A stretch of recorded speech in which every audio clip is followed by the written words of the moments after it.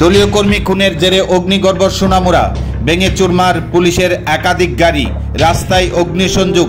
খবর পেয়ে ছুটে গেলেন প্রাক্তন কেন্দ্রীয় প্রতিমন্ত্রী প্রতিমা ভৌমিক সহ ধনপুর বিধানসভা কেন্দ্রের বিধায়ক বিন্দু দেবনাথ।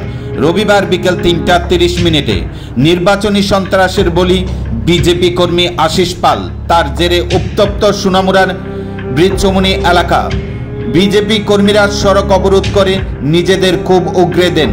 পঞ্চায়েত নির্বাচনের ভোট গণনার দিন অর্থাৎ 12ই আগস্ট কাটালিয়া ব্লক চত্বরে রাজনৈতিক সংঘর্ষে গুরুতরভাবে আহত হয়েছিলেন বিজেপি কর্মী আশিস পাল। দীর্ঘদিন চিকিৎসাধীন থাকার পর রবিবার ভোর রাতে জিবিপি হাসপাতালে মৃত্যু হয় বিজেপি কর্মী আশিস পাল।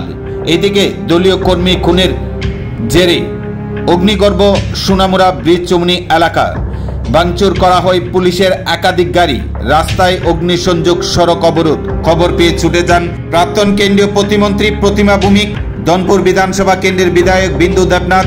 এদিকে অগ্নিসংযোগ, সড়ক অবরোধ এবং একাধিক পুলিশের গাড়ি ভাঙচুরের ঘটনার খবর পেয়ে ছুটে যান সিপাহীজলা জেলা পুলিশ সুপার বিজে রেড্ডি সহ একাধিক পুলিশ কর্মী। এই নিয়ে গোটা সোনামুড়া মহকুমা জুড়ে অগ্নিগর্ভ পরিস্থিতি বিরাজ করছে।